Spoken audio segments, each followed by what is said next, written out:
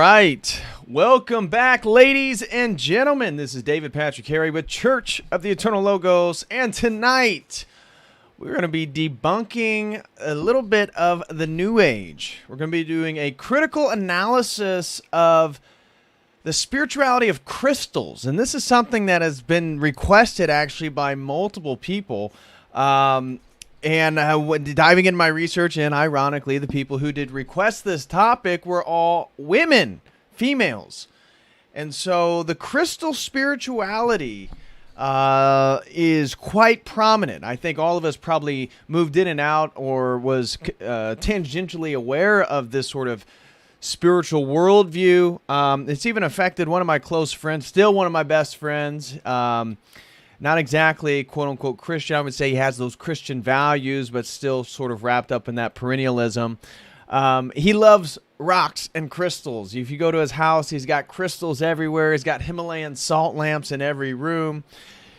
And so it doesn't just affect women. But what we're going to be diving into is looking at the spirituality of crystals and sort of the paradigm of how, again, they sort of operate in a paradigm. In my general structure, will be highlighting that crystals are essentially synonymous with astrology and then various forms of divination, usually tarot cards. So somebody who's getting wrapped into crystal use in a very spiritual way, not just, and here's a shout out to all the guys and gals out there that just like crystals, various quartz or whatnot. Okay, that's fine. You're allowed to like rocks. You're allowed to like crystals. But the claims that we're going to be seeing in today's stream certainly go beyond just the aesthetic liking of crystals. And so what we'll see is that the females, but also the articles, generally speaking, talk about crystals as living beings. Oh my gosh, these crystals are alive. Didn't you know? They are absolutely alive. And so they take a general framework on given the reality, I guess, that crystal or crystalline structures can grow in size, their relationship to sacred geometrical structures in regards to the crystalline patterns that crystals harden in, right? They crystallize in. That this is believed that these beings, these crystals, these rocks, these mineral jewels are actually embodying and harnessing and sort of encapsulating the cosmic sacred energies of the universe itself.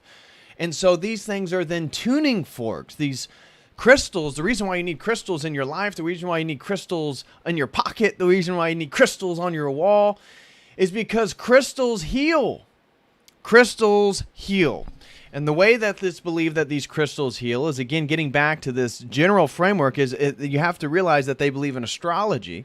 And that's why looking at this worldview, we're trying to step out of it. So we're not going to be analyzing just the claims per the crystal and the crystal practice and crystal spirituality. Yes, but we're going to take a step out and we're going to see that the crystals, being these sort of embodiments of perfect sacred geometry and sacred structures, and therefore harnessing the cosmic frequencies, the hertzes, the frequencies of the universe, we then need to put those in our space so that our aura and our chakra system can then resonate and align with those crystalline structures. That is their spirituality.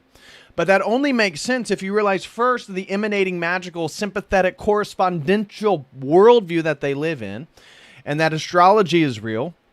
Therefore, the crystals are real. The crystals help heal me, and then I use a sort of divinating tool or divinization process to then realign back with those astrological powers and energies that come back through the crystals. And so there's a feedback loop. The paradigm is a feedback loop of energy. And so it promotes theurgy. Theurgy, for those of you who've never heard that term, Theurgy. Theurgy is a term for ritualistic magic, for simply a ritual that again, it comes from Neoplatonism that believed in the one and then the emanations that emanate from that. And we're sort of on that furthest emanation, and that through magical practices, magical sympathies, that we can then perform rituals to emanate back towards that center point towards the one, the cosmic one. And this is certainly indicative, generally speaking, of crystal spirituality. Now, again, a lot of people may be using crystals that aren't as privy or knowledgeable about the general paradigm that all this stuff fits in. The crystals heal you to make you stronger and better, so that when you perform the tarot or whatever sort of, Wicca, I saw those very common. If you just go on YouTube and start looking up crystals, you're going to find tons and tons of female spiritual teachers and educators. Almost all of them believe in astrology and tarot, because tarot is a divinizing force. It's a divinization. What do I mean by that is that it shows you, so through the sort of what we would consider a sort of haphazard folding of the tarot cards, they believe that, again, these sort of astrological energies, the cosmic energies that surround us, sort of unfold the casuistry of the cards. And so the cards that are laid out then are indicative of whatever the reason for the tarot reading is. This is a form of divination.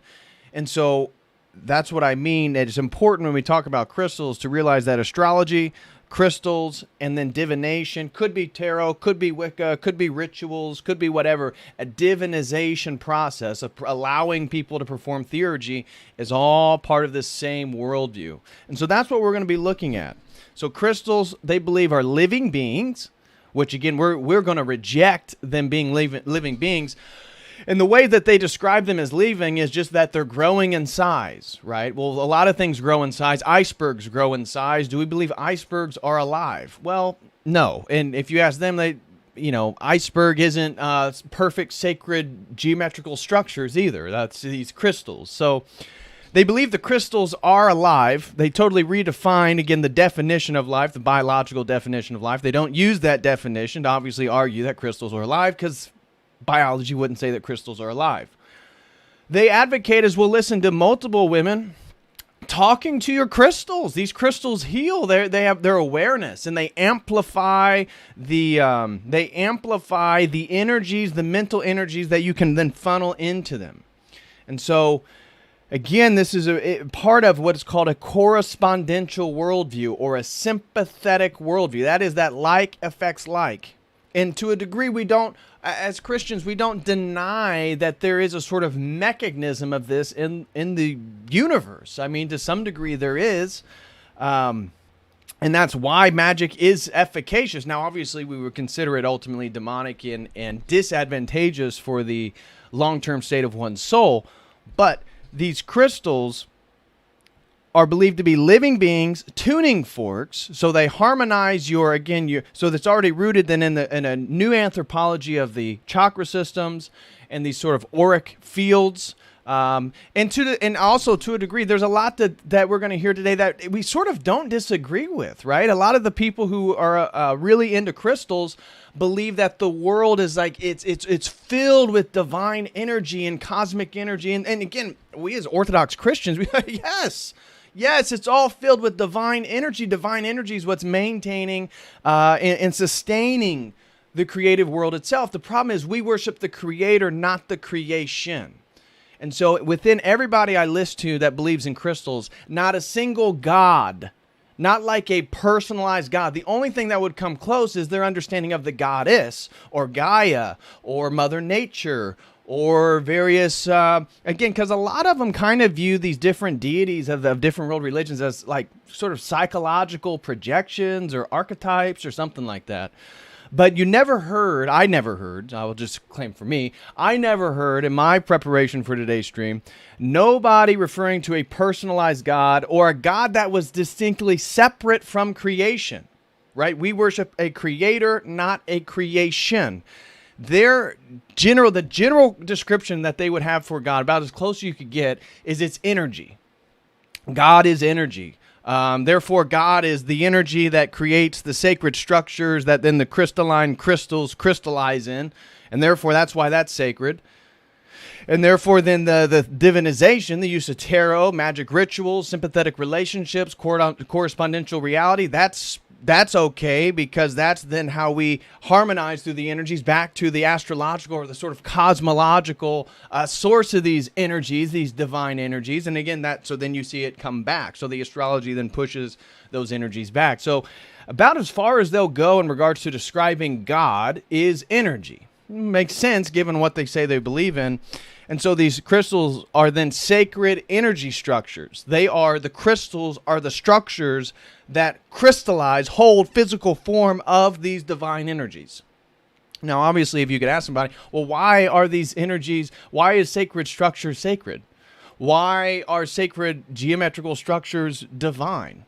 And they would probably say because of the prevalence of them in the natural world, which, again, we wouldn't disagree with. The only part that we would disagree with is the only reason why sacred order and sacred proportions and sacred geometry is divine is because it obviously comes from God. Now, their God is just energy, and energy is just expressing itself in these structures. We would say no. It has a metaphysical root, right? They really don't have a strong metaphysics because, generally speaking, their worldview is pantheistic. And ours, we would argue, as Orthodox, would generally say it's panentheistic, that God is in the universe, no doubt. But God is separate from the universe, panentheistic.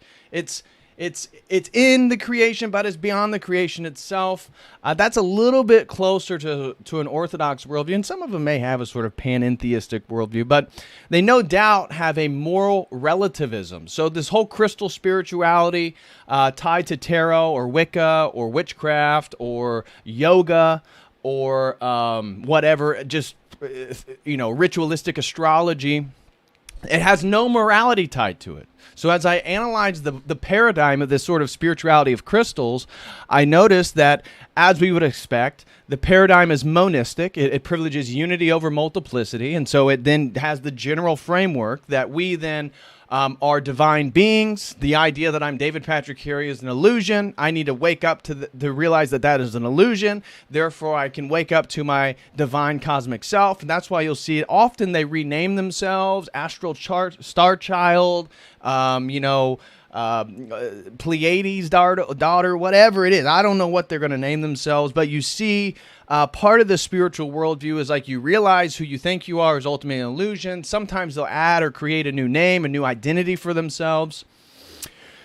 And this is them being that sort of higher cosmic self, because just like psychedelics, we see the same thing within this New Age crystal use, is that we all are really the same self. We're all the same person.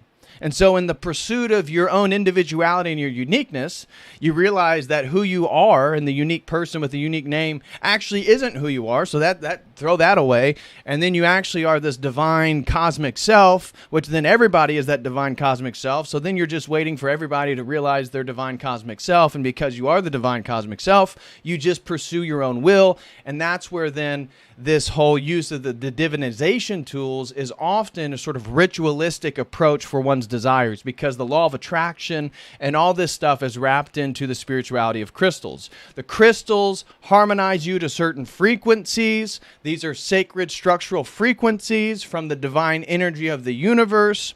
Those then heal the physical body, your spiritual body, your auric field, your chakra systems. And then from there, you can then figure out what it is that you want. What is your intention? What is it that you would desire? And then you can use your divinization tools to try to acquire those desires. And that is the spirituality. And that is then the feedback loop, because by the time you freaking get done doing your ritual to get what you want, you probably got a new desire. You probably got a new, if something negative comes in, then you got to cleanse it out. That was another thing is, as we'll talk about, the spirituality has no theodicy, an explanation for evil, because it generally takes that sort of monistic, what I call monistic dualism, the Alan Watts spirituality, where left and right necessitate each other's existence, good and bad necessitate each other's existence. Therefore, there's really no distinction between the two. And therefore, it's like the yin and yang, right? It's the yin and the yang, but in their worldview, they necessitate each other. So the only thing that exists is the circle. So there really is no good or bad. There really is no self or other. It's just unity. It's just oneness. And that's essential to understanding their paradigm. So the crystals are living beings. They're tuning forks. They're sacred energy structures, and they heal your body. And then the paradigm is a self-worshiping, hedonistic, sort of solipsistic spirituality, where you realize that you are a divine self, that you are the universal self, that who you believe yourself to be. David Patrick Carey is an illusion. I rise above that. Often that accompanies me giving myself a new name. And then I am pursuing my divinity by pursuing my highest ideals or my highest desires. So I then, what do I want the most? And then I get into these various divinization practices, and I try to acquire those desires. And then again, coming back to this feedback loop, that as I acquire more of what I want, I'm becoming more who I am. The realization that we're all the same person. And so this is a monistic, pantheistic worldview. It is morally relativistic. They actually have no footing on any sort of objective claims of morality. I mean, we could argue that their epistemology itself, just the claims of knowledge itself, are pretty shaky. They don't have a solid epistemology or morality. Their metaphysic is basically, like I said, a sort of monistic pantheism. And it's a magical emanationist worldview. So it takes a lot of similarities to something like Neoplatonism. So a Neoplatonic worldview, which is, again, all about theurgy, all about the sort of ritualistic process of getting back to the divine center, the divine unity. So my first bullet point here is crystal spirituality is enmeshed, as I said, within a spirituality of astrology and divination. Astrology establishes a paradigm of magical sympathetic connections. How does astrology work? Well, it's through sympathetic, magical, correspondential connections. That's the basis of astrology. It doesn't matter if you're an ancient Persian. Again, the three magi, right, at the birth of Christ. Why did the Bible refer to magi? Because the Persian tradition was noted for its astrology. So it's symbolizing then three persons, three magi, three pagans, three non-Jews who worship the stars. Obviously, idolatry, but even by worshiping the universe itself indicated the incarnation of God, and that's what brought them to the birth of Christ. Astrology establishes, again, this worldview of a sort of of sympathetic correspondential reality. The crystals, then, are the pristine physical emanation of those sacred cosmic energies, and therefore they are used then to realign our sacred cosmic energies, so that then through divination, theurgic methods, we can realign one's energy and will with the cosmic feedback loop to attain my own desire. That is the general framework for the crystal spirituality. So crystals then are indicative of what I argue, coming as an Orthodox Christian, of the depersonalizing of God, right? And so crystals are indicative of the depersonalizing of God. We've talked about this multitude of times, and Orthodoxy is the most explicit in regards to God being three persons, one essence, and therefore our theology begins with personhood. It begins with the revelation of personhood as opposed to sort of naturalistic theology or the observation of the world or something like, or the observation of my own experience, something like that. We don't do that. We begin with revelation. We argue three persons, one God. Therefore, personhood is essential for the understanding of everything. Theosis, salvation, eschatology, it all fits within the understanding of personhood.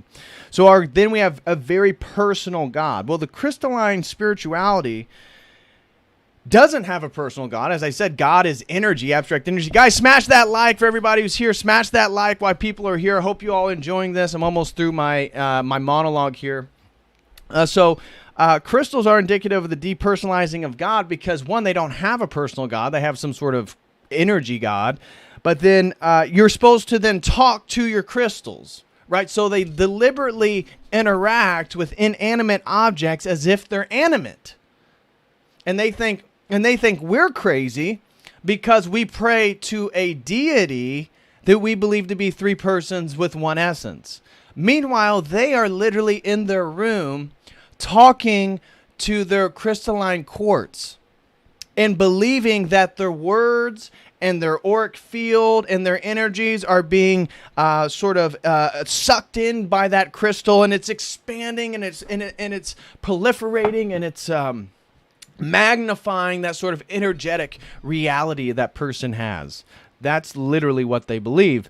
And to be in a worldview where there is no personal God, and yet you personally interact with rocks as if they are God, that is a really far leap. And the reason why they get to places like this is, again, as Orthodox, we would say the energies of God, love, truth, justice, honor, glory, mercy, compassion, these things are higher order activities you don't find in nature, and they can only be exuded, they can only be exhibited, they can only be performed on a personal one-to-one basis. the only way I can be merciful is towards somebody who needs my mercy. I cannot be merciful to the concept of like equity, or merciful to the concept of suffering, or poor people, right? Oh, poor people. I sit here and I just think about how merciful I am for poor people. But if I don't do anything, if I don't help a person made in the image of God like myself who can engage in those energies, it's pointless. Right? What's the point? So our theology, our worldview as Orthodox Christians is totally oriented around personhood. They've depersonalized God, and in so doing, they're wrapped in a paradigm where they think it's normal and okay to personally talk and have conversations with the crystals. So I wanted to highlight that I believe that it's interesting that we understand Christ as the physician of souls. The Logos, the second person, Jesus Christ, is the physician of souls. He heals us spiritually and physically. He took on a physical body so that, again, there is no dialectical tension between the physical and the non-physical. That's our understanding of the incarnation. Yet they sort of, again, misinterpret and bastardize the incarnation, the reality, the truthful reality of the incarnation, and instead believe that these crystals are physically healing them and that then they personally communicate to them. Again, I've yet to hear anybody describe the conversations that the crystals give back, but I guess that's beyond the point. So this whole crystalline spirituality is wrapped up in a very abstract concept of God. God is energy, and therefore it again dissolves the boundaries between things because all opposites necessitate each other's existence, and therefore it, like everything else, privileges the one over the many. Unity over multiplicity. And so, as I said, these people believe that the process, the purpose of spirituality, the use of these crystals, right? Why are you using crystals in your spiritual worldview? It's because the crystals, again, are crystalline structures of cosmic sacred energy. I can put them in my aura, my auric energy. They're going to realign my chakra system and my auric energies, which then is going to elevate me and bring me into a place where I better realize that I am God. I am the sentient apparatus of the universe. And therefore, I need to pursue my own desires. And that the person who I was told or born as, that is an illusion. That sort of Maya concept is an illusion. So that is the point. That's the basis of the crystals, is they're constantly healing you from the sort of damaging processes of the world so that you can better realize that you are God. And that everyone then is the same self, and that's where it's ironic. And again, as a Christian, we would say, isn't it funny how everybody is worshiping themselves, and yet they believe they're all the same self, and in that process actually have become the same person, and yet at the same time believe all of themselves becoming incredibly unique and individual? I mean, there's a real paradox there that doesn't seem like people grab. And so then the purpose is to pursue your own will, and crystals catalyze that process. As I said, it's very thelemic in that context. Now, something worth noting, too, is that crystals are everywhere in our world. Crystals are in this iMac screen. Crystals are in my iPhone. And so crystals are certainly part of that sort of black mirrored reality as we've talked about. So many of these digital technologies that, again, we've speculated, could we be in the midst of the erecting of the cybernetic skeleton of Satan, that the sentient AI, I'm very cautious to believe in any sort of sentience to AI systems just because I disagree with their definition of intelligence, generally speaking. This is a whole tangent, but they believe that intelligence equals pattern recognition, although I believe that to be the case to some degree. A computer that's then programmed to various pattern recognition systems is not the same thing as an intelligent person who could identify certain patterns. And so I think by then redefining intelligence as pattern recognition, that's where they get into, these AI systems become self-aware, sentient. I don't know about that. But I do think it's possible that Satan could inhabit these. And so isn't it interesting, at least just a thought experiment here, that so many of us are, again, sort of, we're the metaverse, we're communicating to each other through a sort of metaverse, right? This is like metaverse light. We're on YouTube here. We're on Rockfin. I'm streaming through Streamlabs. And in a way, this is a sort of digital, artificial presentation of each other, right? We're not really this. This video screen isn't really me. It's not the same as actually touching me in person. And so in a way, these crystals are essential for us getting caught into this sort of false mirrored reality, this metaverse reality, that all the technologies depend on these crystals. And I've talked about it, so, getting lost in a sort of hall of mirrors. And in a way, that's what the sort of digital technologies do, and where we are, and why the state of the world is the way that it is. So I think it's interesting to reflect on this sort of role of the crystals in spirituality, and how everybody's becoming the same person in the purpose of their own spiritual worldview, right? Because David Patrick Carey's an illusion. I need to use the crystals to realign my chakra systems, to realign my energetic auric field, and so that I can come back to a sort of sacred baseline and realize who I am, and then engage in a divinizing process, again, that feeds back to the astrological, the crystalline, and then back to me performing my sort of divination. So people then believing in the crystal spirituality are then actually contributing and becoming the zombies that the crystalline structures of the technology are then also promoting and producing and contributing to. I think there's an interesting connection there. That's not the point of today's stream, but I do think there's something certainly interesting there. Now, the last point I want to get into before we start getting into some more examples and listening to these people actually talk about their worldviews. Guys, smash that like, please. And if you would like to support the stream, please use the Streamlabs link that is posted in the live chat. Or if you prefer to use YouTube, feel free to use YouTube as well. So the next one I have is, after getting done thinking about crystal spirituality, is I call it Daddy's credit card spirituality. Now, what do I mean by that? And I think there might be other spiritualities that could certainly be included in here, but this was something that popped in my mind while I was eating before tonight's stream, is that Daddy's credit card spirituality. Now, there's a lot of semiotics to unpack here, and so bear with me as I try to do so. Is Daddy's credit card spirituality, and signifies, especially Daddy, you kind of think immediately as I say Daddy's credit card spirituality, you think of a sort of chick, right? You think of a chick. And so you think of somebody who's like using Dad's resources to then go out in the world and acquire things for their own desires that then aid in the self-grandizement and empowering of their perceived selves. And so that's exactly what the sort of crystal spirituality is doing, is they're building upon, and what I call Daddy here, Daddy's credit card, that's obviously God. That's the patriarchy, right? And so the patriarchy has created a place so comfortable for women to then, again, worship themselves. Now, crystal spirituality is not limited to women. But if you go online and you start searching it, it's going to be probably 70-30 women. So out of all these different topics I've covered, I'd say this one is by far the most female.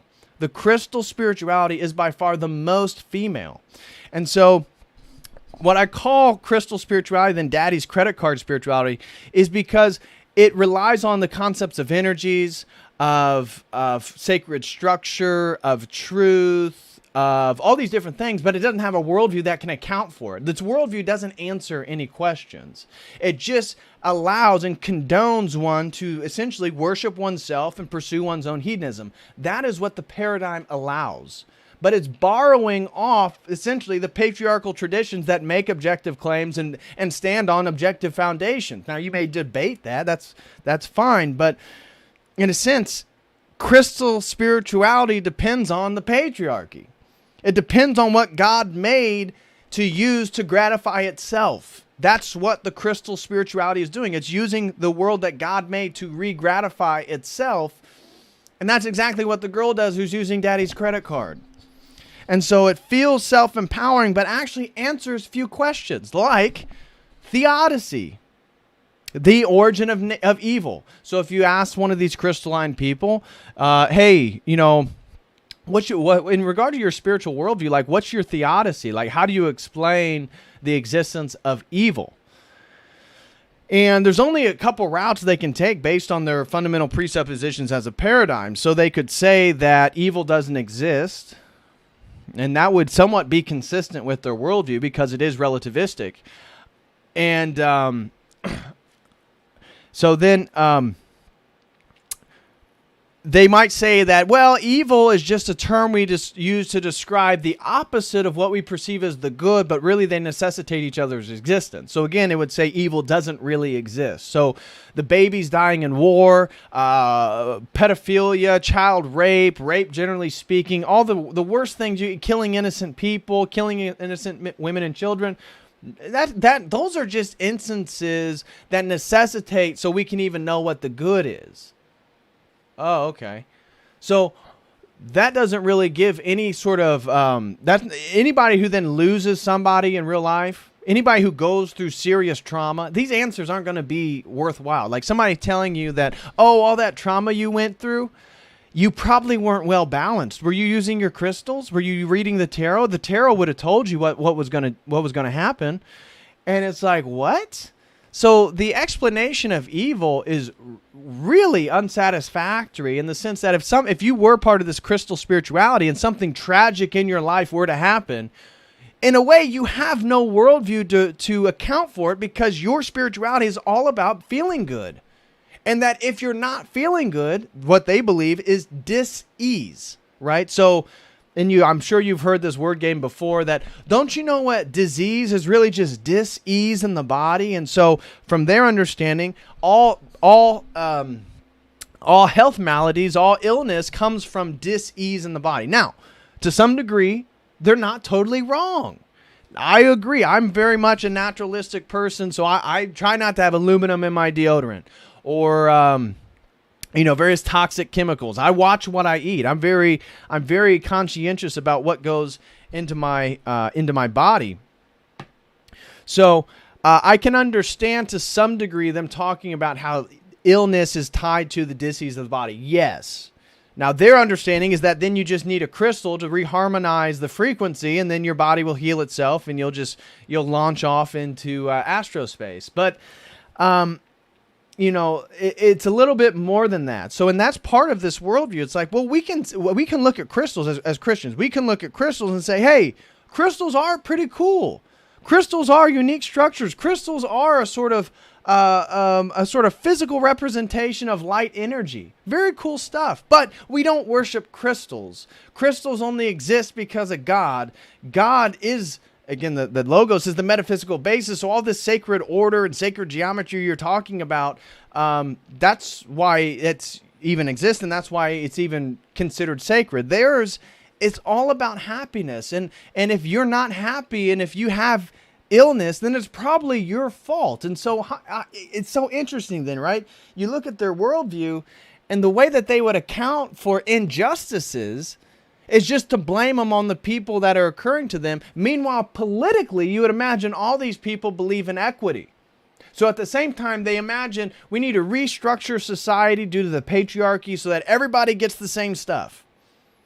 But when you look at their own spiritual paradigm and their worldview and how they account for illness and death and all this, evil doesn't really matter. It's not really part of their worldview. They really have no justification for it. And then dis-ease is just because you're not part of the cosmic harmony, bro. Like, you're totally out of harmony. And so then if you're out of harmony, that's sort of your fault, man. You got to get in harmony. And so once you get in harmony, then your body will self-heal, and then you'll be good to go. Well, that's just really unsatisfactory. Who is God? Well, that's not really an important question in their worldview, because God is not a who. It's a what? It's energy. So God has no personhood. God has no who-ness to him in the crystal spirituality. What happens after death? Life after death, right? These are major questions that all religions, all traditions have to deal with. The nature of evil, theodicy. Who is God? What is God? And then, life after death. Now, within this crystalline spirituality, you would have already probably guessed that the majority of their adherents believe in reincarnation. Yes, reincarnation. Why? Because almost every worldview that I've found that is relativistic, that's spiritual, right? I'm not talking about all worldviews, but these spiritual paradigms that are ultimately relativistic, often they believe then in reincarnation because it's a cop-out. You don't have to answer afterlife questions or deal with, more serious. You just say, well, you're going to reincarnate. And if you did good, you'll be better. And if you did bad, you're going to do worse in the next life. So, therefore, what you got to do, it matters. But then you say, okay, well then what's the objective structure on how we can understand this sort of karmic energy or whatnot and how we can move through it? You're going to get a lot of different answers there. Because again, there is no objective morality in this New Age stuff. There is no objective structures in the crystalline spirituality. It is purely subjective relativism that makes in a lot of emotional appeals, a lot of I thinks and I feels. And so you're not going to get like nitty gritty, deep philosophy. This stuff is not for the thinking. And I think that's partly why it's so predominantly female, is because it really fetishizes the emotional. It fetishizes the sort of getting into these states where, you're rubbing your crystals, you're putting your crystals in the river creek water. So it needs to recharge with Earth's energies. And so it allows you to worship your own will. So I think the whole paradigm, why it's so feminine, is one, it's more emotive, and two, it allows women and anybody really who's part of it to worship themselves. And so if that's the basis of your spirituality, then I think it's going to be pretty easy, and it's not going to answer many questions. So that's why I called it Daddy's credit card spirituality. That it's very consumeristic. You start looking at the crystal spirituality, it's very, very, very consumeristic. Almost everybody, nobody broke the mold. Again, you do your own research. Go look on YouTube. Go start looking up crystals. Guys, smash that like. Go start going up to YouTube search like crystal and all these spiritual accounts that promote it.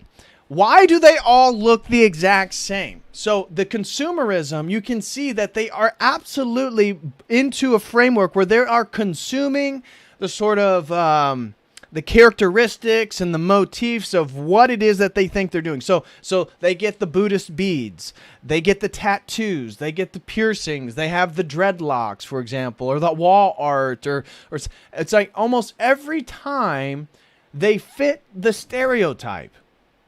And now I'm sure that's true. I mean, that's generally true. I believe in stereotypes. So generally, obviously, that is the case. But certainly for the crystal spirituality crowd, they're very consumeristic. So you can tell their identities are very crafted. It's very consumer oriented. It's about me. I don't have to do morality. I don't have to do objective morality. I don't have to really struggle objectively or morally. I can really just sort of go out and then consume and then put on my image, and now I'm that person. I'm on that journey. I'm using my crystals. I'm moving towards my cosmic self. And therefore, this worldview is super easy. And therefore, it is hedonistic. Again, consistent with my description of Daddy's credit card spirituality. It's consumeristic. They're using Daddy's credit card. It's super easy. Don't worry about it. It's not my money. It's Daddy's money. And then it's hedonistic. It's all for the pleasure of oneself. And then lastly, I think the reason why this crystal spirituality, I think it would have always existed because witchcraft has always existed. And that's generally what this is. It's an outlet for people who are like they're like witches light. Now, some witches, they're literally vocal about being witches and their use of crystals and all this different stuff. Some of them less so. But really, that's what the crystal spirituality is. It's like the chick who wants to be a witch, but just doesn't want to go full tilt into what actually that is and what that means. So it's like witch light. And so this crystal spirituality, I think, has become so successful. It has always existed historically speaking, obviously. But obviously the uptick in occultism, the uptick in witchcraft specifically in the 21st century, all across the Anglosphere. So if you look at the Anglosphere, England, Australia, US, Canada, witchcraft is off the charts in regards to its popularity and growth. But because the society, the patriarchal system of the West that's created this so luxurious, degenerate hub of hedonism, it's still only like that and only has its sort of accoutrements due to the remnants, the past remnants of patriarchy. And so the society has provided a place for women. So the decrepitness of our society has now elevated women to a state where they worship themselves. And in fact, they're told to worship themselves in their own pleasures. That's part of the divorce problem with the divorce rates. That's part of the feminization of our society. That's part of the problems with relationships. That's part of a major aspect of our society, right? Is that we've lost tradition, so there's now no authority, which technically was God, and then from that was the patriarchy. The patriarchy was ordained by God. God, according to Nietzsche, is dead in the Western world, which I agree with. So God has died in the Western world, therefore there's no God to legitimate the patriarchal tradition. The patriarchal tradition has essentially dissolved in the Western world, and so this has then allowed for the woman to be elevated to a point in which they worship themselves as a sign of progress, and getting out from under the thumb of those bad old men, those patriarchal men, right? So I think part of why crystal spirituality is so popular is due to the Western sentiments of women not being under any authority. There's not a male authority. There's not a traditional authority. There's really no cultural authority, and except for the fact that most of these women would actually be in line with the propaganda of the mainstream media. So in a way, it's like the normie system is essentially their authority, which is the whole point of the government becoming daddy, right? The government becoming their hubby, which is essentially what this is.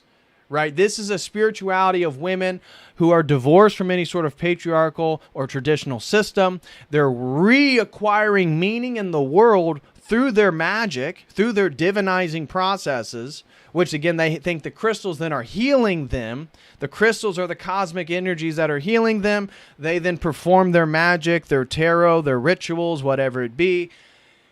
And this is them then reacquiring power, sex, fun, hedonism, tattoo, whatever it is. It's them reacquiring their power, their power, their power. And so you can see how, though we might agree with certain parts of their spirituality, it as a paradigm, it's totally consistent with what I've talked about with the transhumanism or the psychedelics or the New Age, generally speaking. And so I believe that the crystal spirituality is in fact indicative of the state of the inverse sexual roles.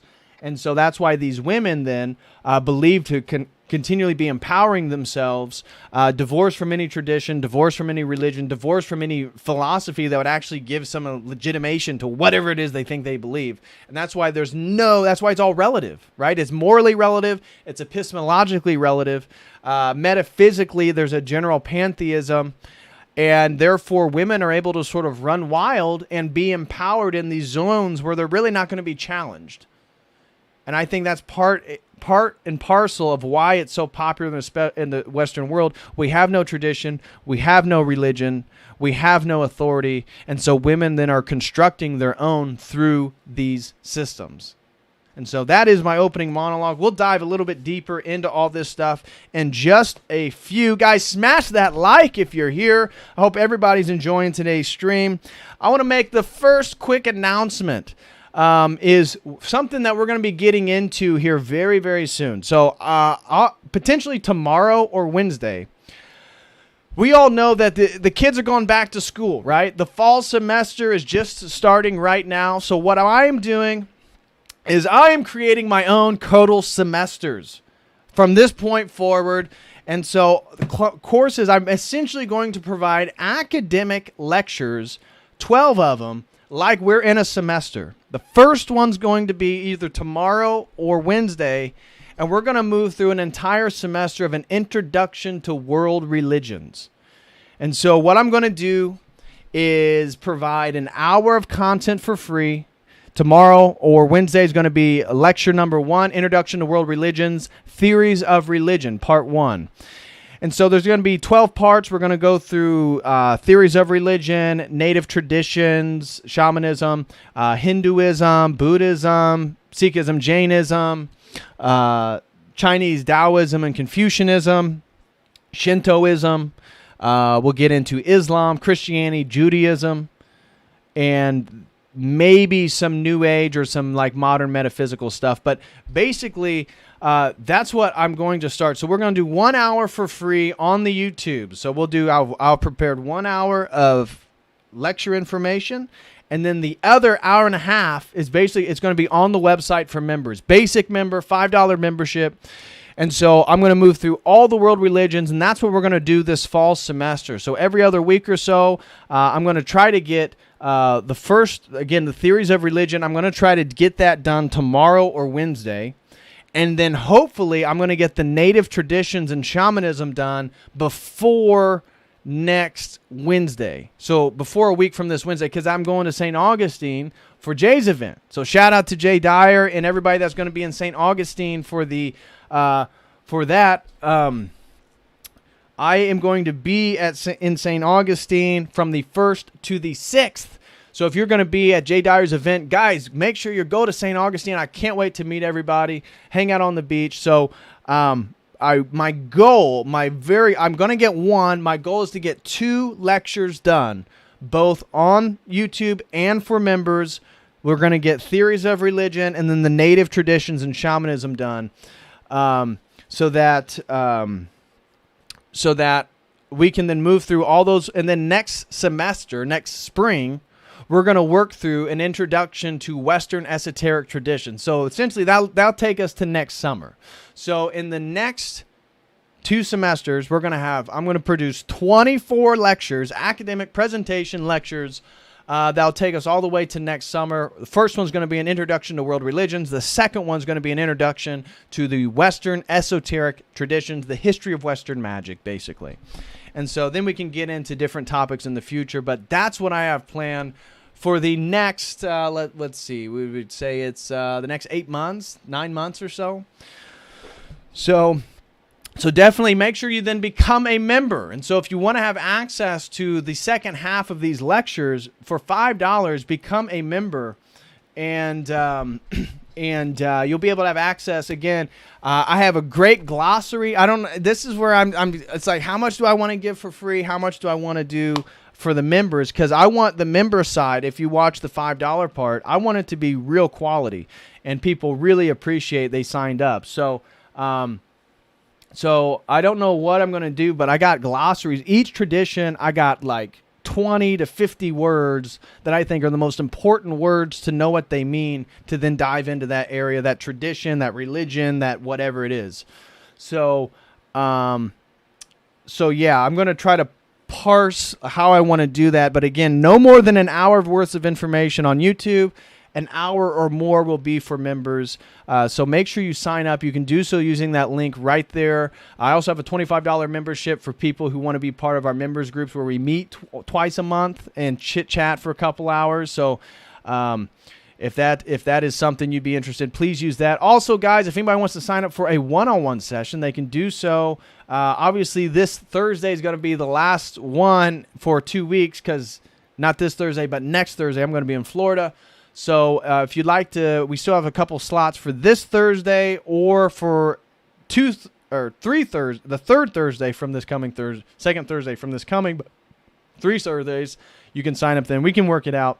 And then also, guys, if anybody wants to sponsor a stream, we don't have any stream sponsors as of right now. So if you have a topic that you'd like for me to dive into, use that link and sponsor a stream, and I'll dive into whatever it is you want to get into.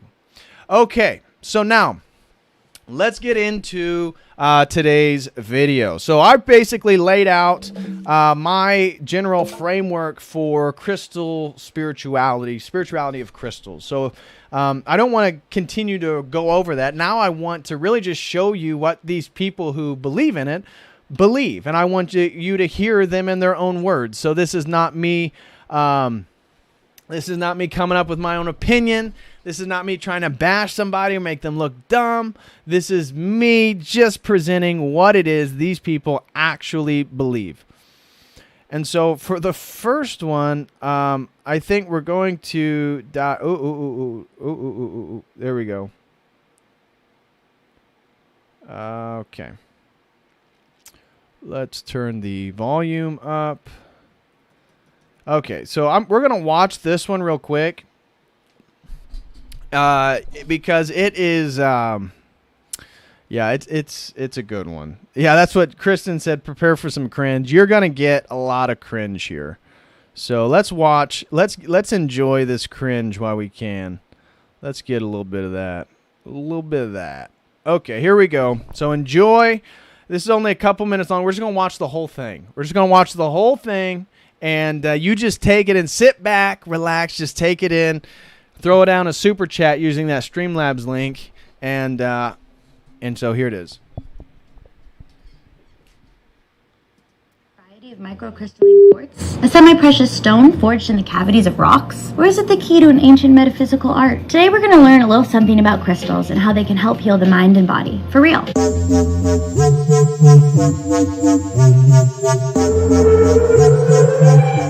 This is your auric field. And this is a crystal. You can use this stone to help calibrate your psychic aura. Think of it like a tuning fork, helping your body to find the right pitch. All crystals have vibrations. These vibrations help to cleanse your auric field of any bad vibes you're hanging on to. Let's compare 2 different methods of crystal healing. First up, Reiki. In Reiki, hands are the channels for energy guided by universal spirit. Mystics of many cultures describe the physical universe as being made entirely of energy, which is subject to or affected by thought. Another form of crystal energy healing is chromotherapy. So you see, it's a sort of panpsychic worldview too, because they feel like everything's affected by thought. So everything's energy and everything's affected by thought. So maybe instead of pantheism, and maybe it's a more panpsychic worldview to some degree. But you see, again, what she's the whole thing's just total nonsense, right? One of the big things is that the women are very reluctant to cite scientific studies because scientific studies have not played well with the crystal spirituality people. Multiple studies basically have said that it's not real and it doesn't do what they think it does. And this has led to some of these crystal proponents basically, and you'll see her at the end basically admit it. Well, whether it works or not, it doesn't matter. We know that it can help with the placebo effect. Oh, yes, this reminds you of Reiki. Well, we're about to get to it, JFB, so just hold your horses, bub. Or color healing. Chromotherapy is the science of using colors to turn body vibrations into frequencies. But enough talk, let's party. Round 1. Reiki. Start with scanning your auric field, just to see where I become aware of any imbalances, anything that needs healing today. So I'm going to start with a crystal tuning.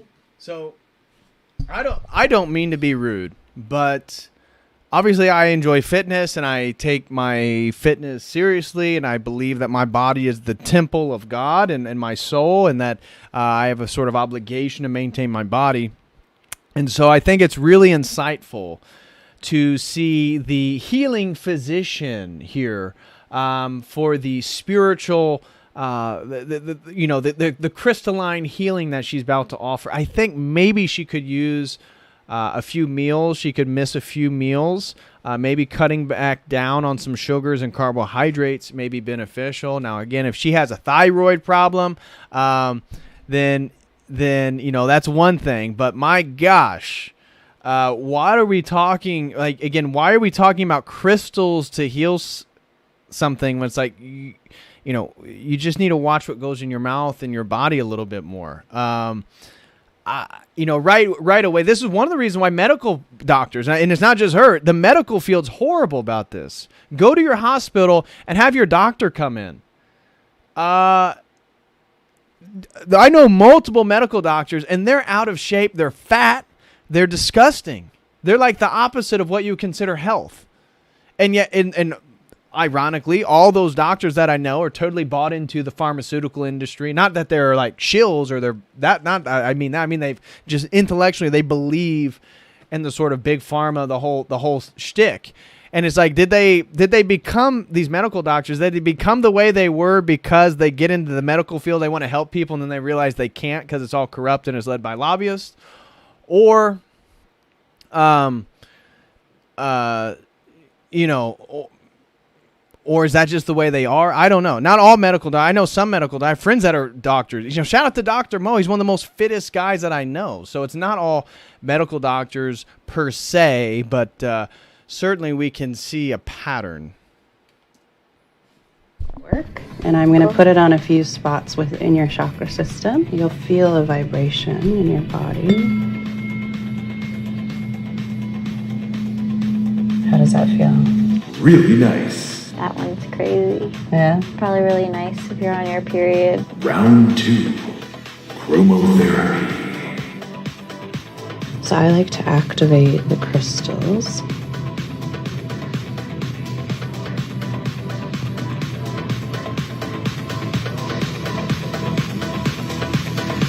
I'm going to draw some Reiki symbols also into your field. Combo.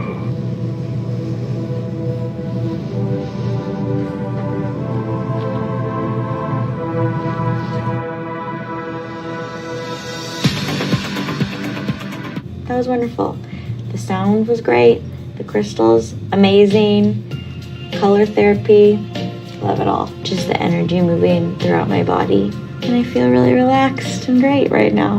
Reiki and crystal healing can be used for many different reasons. Reducing stress or tension, relieving pain, headaches, the list goes on and on. If crystals make you more peaceful and at ease, who the cares if they're real or not? Join us next time, won't you?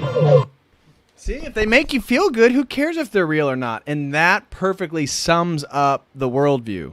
You see? It sums up the worldview because it's just emotive, right?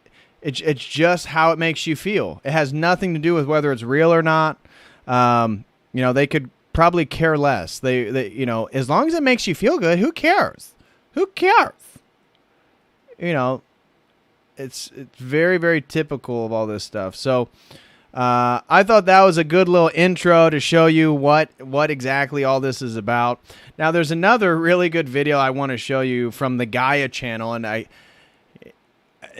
I don't know if this would get copyrighted or not, so I'm just going to try to stop it every few minutes as we move through it. But this is a PhD in physics telling us how impressive the crystals are and how healing they are. So I want to show you guys this. Smash that like, guys, for everybody who's here. Smash that like, and if you would like to support, please super chat using the Streamlabs link. I'd greatly appreciate that. Here is the Gaia channels on crystals as spiritual allies. And note how she talks of these crystals as being real living beings. That's the way she talks about them like they're little elves or something. So here we go. Okay, we're done. Okay, we're just going to watch a little bit of this guy's video. I'll share this link. This is a good... this guy's definitely not Christian or anything, but I think he's like a rational sort of materialist, scientific worldview. And so he does a good rebuttal of some of this stuff. So we're just going to play a clip. Shout out to him. Shared a link. This is Questions for Science YouTube channel. And so we're just going to play a quick little guy here, and then we're just going to get to the super chat. So send in those super chats. If you guys want to support the stream, please super chat using the Streamlabs link. I'm going to get to all of those in just a moment. So please send in those super chats, and I will get to you guys in just a sec. Oh. We got to turn it off. Heads up, we've detected copyright in your stream. Your stream may be temporarily blocked. We got a YouTube warning. YouTube warning. Come on. Get off. Okay. Whew. Oh my gosh, that chick was going to get us. So it looks like this video is going to be blocked. So like it, please. Send in some super chats. Give me some love for it. I think the Gaia channels got us. They got it. They had no ads on. I double checked. They had no ads. Yes, it says my channel's been temporarily. It says your stream has been temporarily blocked because we detected copyrighted audio. So you guys, we're still here though, right? Everybody can hear me? Oh.